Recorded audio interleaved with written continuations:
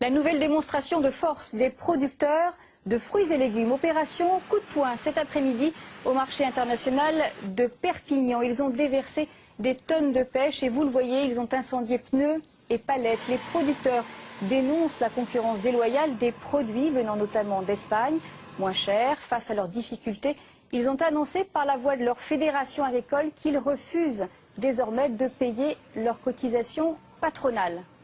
À Avignon, certains producteurs mènent une expérience intéressante. Ils ont monté leur propre magasin et vendent directement aux consommateurs. Mais les fins de mois restent très difficiles. C'est l'enquête du vendredi. Jean-Marc Chelet avec Georges Milangois. Ces pêches ont été cueillies il y a quelques heures dans la région d'Avignon. Elles arrivent dans ce magasin un peu particulier. Il a été créé il y a 3 mois par une vingtaine de producteurs provençaux. Ils ont investi 150 000 € dans cette boutique. Objectif, offrir des produits qui ont du goût et démontrer que l'on peut rémunérer correctement tous les maillons de la filière. Il faut que le producteur trouve une marge. Il y a naturellement des frais de magasin qui sont incompressibles parce que 6 personnes qui travaillent en rotation, ça fait des frais. Il y a des locations, il y a de l'électricité et après, c'est le juste prix pour les consommateurs. La concurrence est juste en face car le magasin est en pleine zone commerciale.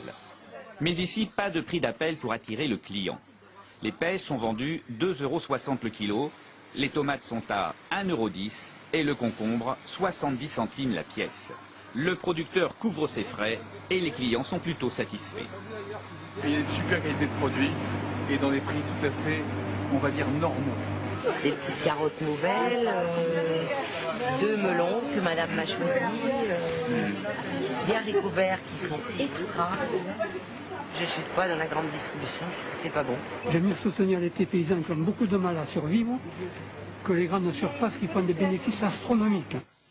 Des paroles réconfortantes mais qui n'éliminent pas les problèmes des producteurs. Le gros de leur récolte va dans les circuits conventionnels. Les tomates sont vendues en dessous des prix de revient.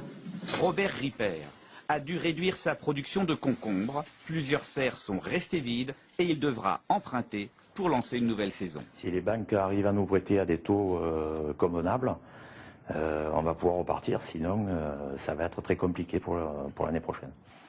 Il reste une 50aine d'exploitations dans cette ceinture verte d'Avignon, 2 fois moins qu'il y a 20 ans.